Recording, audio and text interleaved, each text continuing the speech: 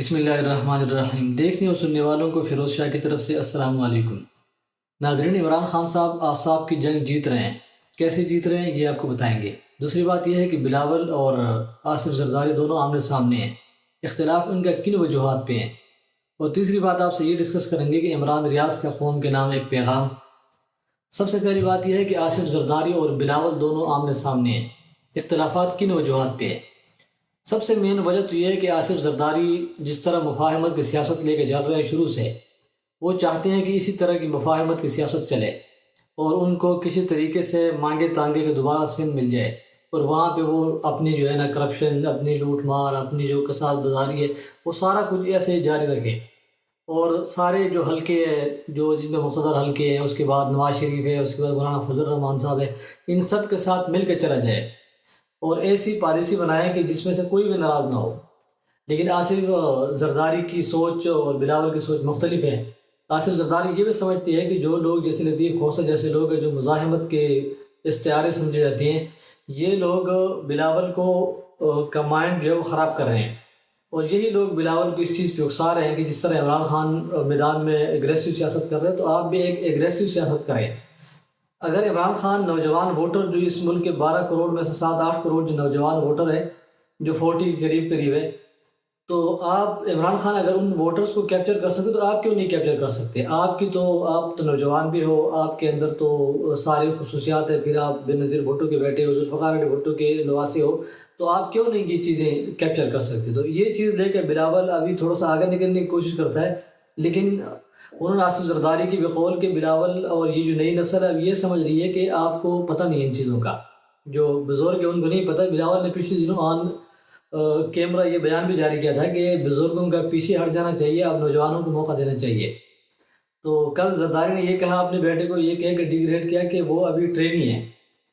تو دیکھتے ہیں کہ ان کے درمیان یہ چپکلش کہاں تک چلتی ہے، ان کے درمیان صلح ہو جاتی ہے یا چپکلش جو ہے نا یہ آگے بڑھتی ہے، کیونکہ بلاول زرداری اس بیان کے بعد دبئی چلے گئے اور آصف زرداری بھی اس کے پیچھے چلے گئے دبئی۔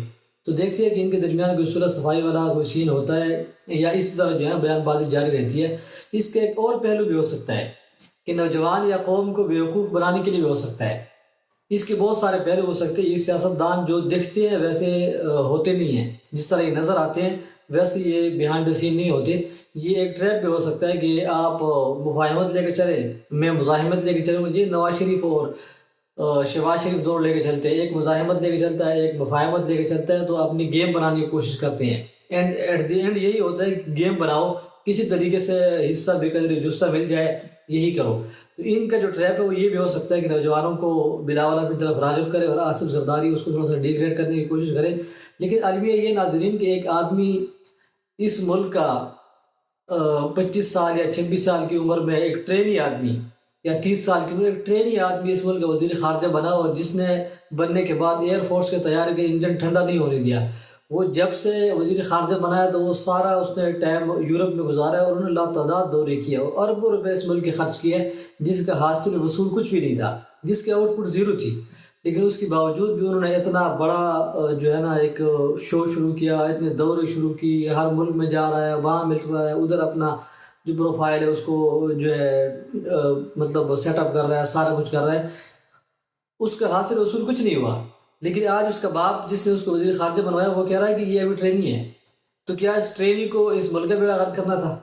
اس ملک کا دھڑن تو آلریڈی تختہ ہو چکا ہے، اس ٹرینی کو مسلط کر کے اور اس کا بیڑا غرق کرنا تھا۔ لیکن کیوں یہاں ہو رہا ہے تو ہمیں اور آپ کو یہ برداشت کرنا پڑے گا۔ یہ جو لوگ کروا رہے ہیں تو وہ اس کی ذمہ دار ہیں، ان کو کہیں کبھی نہ کبھی تو جواب دینا ہی پڑے گا۔ دوسری بات یہ ہے کہ عمران خان صاحب اعصاب کی جنگ جیت رہے ہیں۔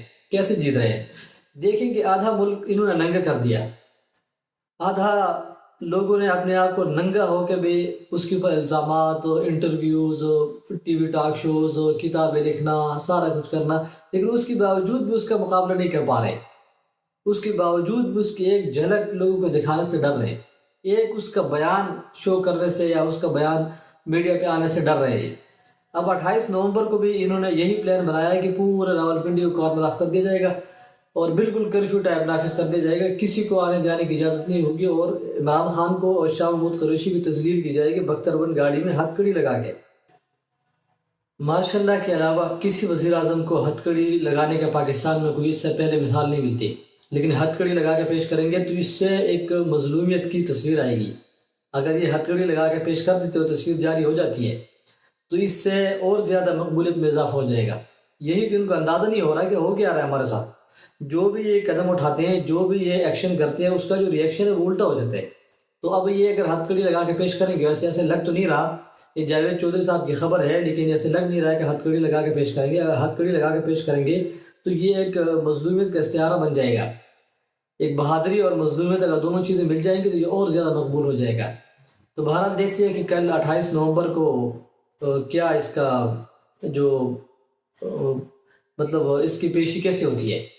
تو آخر بات یہ ہے کہ عمران ریاض نے قوم کے نام ایک پیغام جاری کیا۔ بڑے عرصے کے بعد ان کا ٹویٹر ہینڈل جو ہے نا وہ تھوڑا سا وائبریٹ ہوا ہے، اور وہاں پہ ایک پیغام آیا ہے، اور اس میں انہوں نے قوم سے یہ اپیل کی ہے کہ آپ نے گھبرانا نہیں ہے، آپ نے مایوس نہیں ہونا۔ وہی عمران خان صاحب والا لفظ کہ آپ نے گھبرانا نہیں ہے، آپ نے مایوس نہیں ہونا، اور آپ نے پر امید رہنا ہے۔ تو حالات انشاءاللہ امید ہے اللہ کی ذات سے کہ بہتر کی طرف جائیں گے، اور اس ملک اور اس قوم کے لیے حالات بہتر ہوں گے۔ تو بہرحال اجازت دیجیے کہ اگر آپ کو ہماری ویڈیو پسند آئی ہے تو لائک ضرور کریں، اور اس چینل کو سبسکرائب کریں۔ اللہ حافظ۔